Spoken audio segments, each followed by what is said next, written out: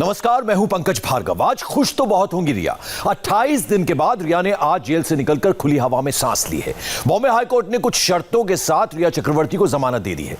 Court ने bail order में साफ साफ लिखा कि रिया चक्रवर्ती ड्रग डीलर्स की चेन का हिस्सा नहीं है और रिया के घर से कोई ड्रग नहीं मिली है। आज हमने रिया के 70 पन्नों के बेल ऑर्डर को पढ़कर रिपोर्ट तैयार की है, जिसमें कई हैरान करने वाले तथ्य सामने आए हैं।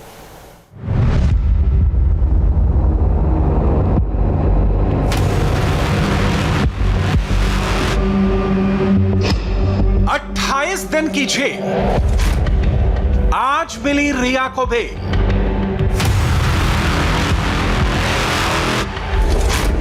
रिया को बेल, भाई शौविक को जेल।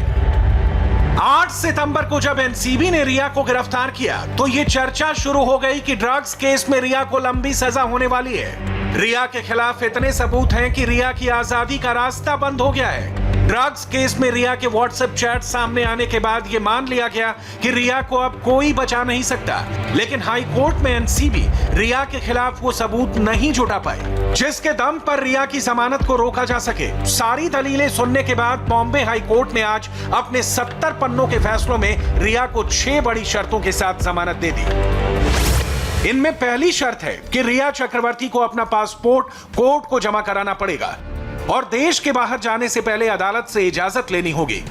इसके अलावा रिया को 10 दिनों में एक बार पुलिस स्टेशन जाकर हाजिरी लगानी होगी और जब भी पूछताछ के लिए बुलाया जाएगा रिया को हाजिर होना पड़ेगा। इतना ही नहीं, रिया को मुंबई छोड़ने से पहले भी जांच अधिकारी को बताना पड़ेगा और वो केस से जुड़े दूसरे गवाहों से मुलाकात नहीं करेंगी। इन शर्तों के आधार पर 1 लाख रुपए के पर्सनल बॉन्ड पर रिया चक्रवर्ती को जमानत मिल गई। रिया चक्रवर्ती के लिए आज बहुत बड़ी राहत की खबर आई, लेकिन उनकी खुशखबरी थोड़ी अधूरी रह गई, क्योंकि रिया को जमानत तो मिल गई लेकिन उनके भाई शौविक चक्रवर्ती की जमानत याचिका बॉम्बे हाई कोर्ट ने खारिज कर दी। शौविक को अब 6 अक्टूबर तक जेल में ही रहना पड़ेगा। रिया के साथ साथ सैमुअल मिरांडा और दीपेश सावंत को भी जमानत मिल गई। अदालत ने माना कि एनसीबी के पास रिया, सैमुअल और दीपेश के खिलाफ उतने पक्के सबूत नहीं हैं जिसकी वजह से उनकी जमानत याचिका को खारिज किया जा सके। रिया के खिलाफ एनसीबी के आरोप तो मजबूत थे, लेकिन हाई कोर्ट के सामने रिया के खिलाफ सबूत और गवाह बहुत कमजोर साबित हुए। एनसीबी को जो चैट्स मिले थे उसके हिसाब से रिया पर आरोप था कि रिया ड्रग कार्टेल से लिंक है। वहीं कोर्ट में इसके सबूत ना दे पाने की वजह से रिया पर आरोप साबित नहीं हो पाए। एनसीबी ने रिया पर एनडीपीएस एक्ट के सेक्शन 27A के तहत एक्शन लिया था, लेकिन एनसीबी इसे कोर्ट में साबित नहीं कर पाई। कोर्ट ने माना कि रिया ने जांच में सहयोग किया है। इन सारी बातों को ध्यान में रखकर कोर्ट ने रिया के बेल को स्वीकार कर लिया। बॉम्बे हाई कोर्ट ने अपने बेल ऑर्डर के पेज नंबर 66 पर लिखा है कि याचिकाकर्ता यानी कि रिया चक्रवर्ती को जब पहली बार रिमांड के लिए कोर्ट में पेश किया गया उस समय एजेंसी ने उनके रिमांड की मांग नहीं की, यानी कि जांच एजेंसी उनसे हुई पूछताछ से संतुष्ट थी। ऐसे में एजेंसी द्वारा रिया चक्रवर्ती की रिमांड न मांगना जाहिर करता है कि रिया चक्रवर्ती ने पहली बार पूछताछ के समय एजेंसी को पूरी तरह से सहयोग किया था और ये बात भी रिया चक्रवर्ती की जमानत के लिए कहीं ना कहीं उनके हक में गई। बेल ऑर्डर के 66वें पन्ने पर 70वें पॉइंट को देखिए। इसमें साफ साफ लिखा है कि जांच एजेंसी यानी एनसीबी ये बात साबित नहीं कर पाई कि रिया के पास से या फिर सुशांत के घर से ड्रग्स बरामद हुई है। इस स्टेज पर यह साबित करने के लिए कुछ भी नहीं है कि रिया कॉमर्शियल ड्रग्स के अपराध में शामिल थी।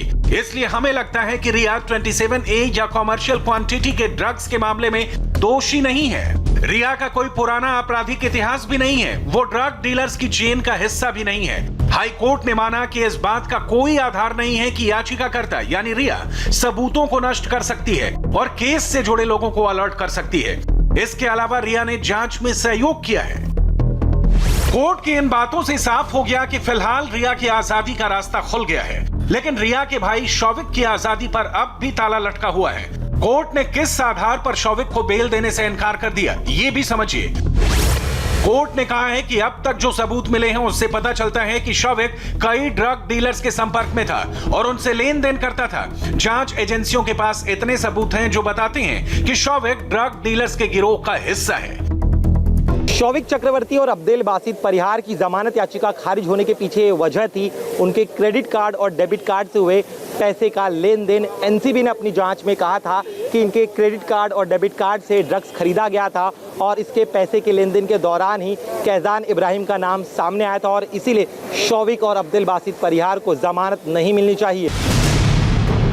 जांच एजेंसियों को शौविक और अब्दुल बासित के जरिए ऐसे सबूत और गवाह मिल सकते हैं जिससे बॉलीवुड में ड्रग्स नेटवर्क का पर्दाफाश किया जा सकता है। अगर जांच में रिया के खिलाफ कोई भी सबूत मिला तो रिया के लिए फिर मुश्किल बढ़ सकती है और बेल भी कैंसिल हो सकती है। फिलहाल तो रिया को खुली हवा में सांस लेने का मौका मिल गया है।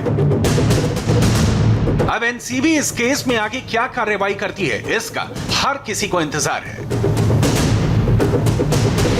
और यहां वक्त एक छोटे से ब्रेक का है। ब्रेक के बाद लौटेंगे इस वक्त की हेडलाइंस के साथ।